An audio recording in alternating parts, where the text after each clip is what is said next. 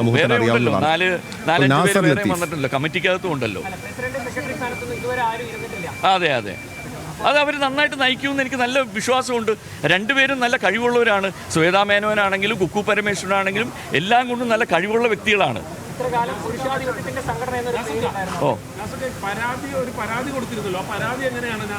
ആ പരാതി ഞാൻ കൊണ്ടിട്ട് സൈബർ സെല്ലിൽ കൊടുത്തു. അവർക്ക് അതിനെക്കുറിച്ചൊന്നും കണ്ടുപിടിക്കാൻ പറ്റില്ല എന്നാണ് പറയുന്നത്. അതിന്റെ പിന്നിൽ പ്രവർത്തിച്ച ഇവിടുത്തെ വലിയൊരു മുഖ്യൻ തന്നെയാണ്. പേര് ഞാനിപ്പോൾ അങ്ങനെ ഒരാളുടെ കുറിച്ച് ഞാൻ പറയുന്നത് ശരിയല്ല. അല്ല, ജയൻ ചേർത്തല അങ്ങനെ ഒരു കുറ്റം ചെയ്യില്ല എന്ന് എനിക്ക് നല്ല ബോധ്യമുണ്ട്. ജയൻ ചേർത്തല ചെയ്തിട്ടില്ല. ഇത് എവിടെയോ ലീക്ക് ചെയ്ത് പോയി. ഇതിനകത്ത് കളിക്കുന്ന പലരും ഉണ്ട്, വലിയ കളിക്കാരുണ്ട്. അവർക്ക് അവരുടെ ആൾക്കാരെ വെച്ച് തന്നെ ഈ സ്ഥാപനം മുന്നോട്ട് കൊണ്ടുപോകണം. അവരുടെ ചില മറഞ്ഞു പോവുകയുള്ളൂ. അതിനുവേണ്ടി ചെയ്ത കളിയാണ്, വേറെ ഒന്നുമല്ല. അമ്മയിൽ ഇപ്പോഴും ഒരു വലിയ സംഘം നിൽക്കുന്നു. അതെ അതെ, അത് തീർച്ചയായിട്ടും ഉണ്ട്. അമ്മ ആക്ച്വലി പറഞ്ഞു കഴിഞ്ഞാൽ മറ്റുള്ളവരെ നശിപ്പിക്കാൻ തന്നെ വലിയൊരു എന്താ പറയുക, ഒരു കൂടസംഘം, ഒരു വലിയൊരു സംഘം തന്നെ ഉണ്ട് ഇതിനകത്ത്. അമ്മയെ വെച്ച് മറ്റുള്ളവരെ നശിപ്പിക്കുകയും അവർ അതിന് മുതലെടുക്കുന്ന കുറെ ആൾക്കാരുണ്ട്. അതിലൊരു മാറ്റം ഉണ്ടാവും.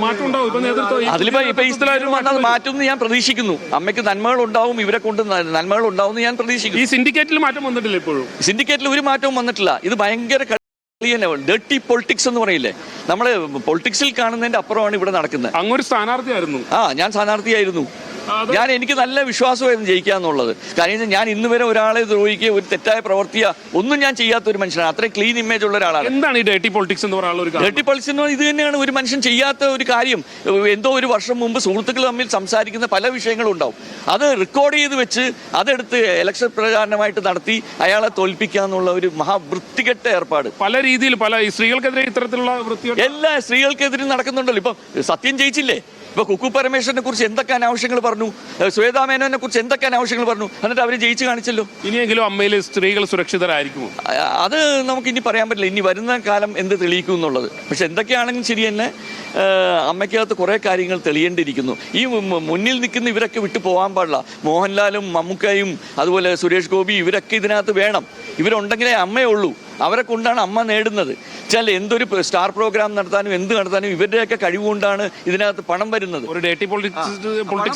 ഈ പാവപ്പെട്ടൊരു ഇതിനു വേണ്ടി കാത്തിരിക്കുന്ന എത്ര പാവങ്ങളുണ്ട്, കഷ്ടപ്പാട് അനുഭവിക്കുന്ന പാവങ്ങൾ.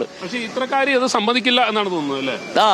അത് ഇതിനകത്ത് കളിക്കുന്ന കുറെ പേര് കൈയിട്ട് വരുന്നവരുണ്ട്, ശരിക്ക് കൈയിട്ട് വാരി കൊണ്ടുപോകുന്നവരുണ്ട്. ഞാൻ ഈ ചക്കരക്കുടത്തിൽ തേനിട്ട് കൈയിട്ട നക്കുന്നവൻ ചുരുക്കമാണെന്ന് കേട്ടിട്ടുണ്ട്. പക്ഷെ പിച്ചച്ചട്ടിക്കകത്ത് കൈയിടുന്നവരാ ഇവര്. പിച്ചച്ചട്ടിക്കകത്ത് കൈയിട്ട് വാരിക്കൊണ്ടുപോയ അതിന് മാറ്റം ഉണ്ടെങ്കിൽ ഇപ്പൊ വരുന്ന പുതിയ കമ്മിറ്റി അതിനു വേണ്ടി ശ്രമിക്കണം. അതിന്റെ പഴയ കണക്കുകളുണ്ട്, എത്ര കണക്കുകൾ തെളിയിക്കാനുണ്ട്. പഴയ കണക്കുകൾ തെളിയാണ്ട് കിടപ്പുണ്ട്. എത്ര പൈസയുടെ കണക്കുകൾ ഇതുവരെ തന്നിട്ടില്ല. വലിയ സാമ്പത്തിക തിരിമറികൾ നടന്നിട്ടുണ്ട് ഇവിടെ. വലിയ തിരിമറികൾ നടന്നിട്ടുണ്ട് അമ്മയ്ക്കകത്ത്. യാതൊരു സംശയമില്ല ആ കാര്യത്തിൽ. അത് തെളിയിക്കണം ഇവര്. തെളിയാൻ വേണ്ടിയാണ് ഇതുപോലെ നല്ല ആൾക്കാരെ ചൂസ് ചെയ്യുന്നത്.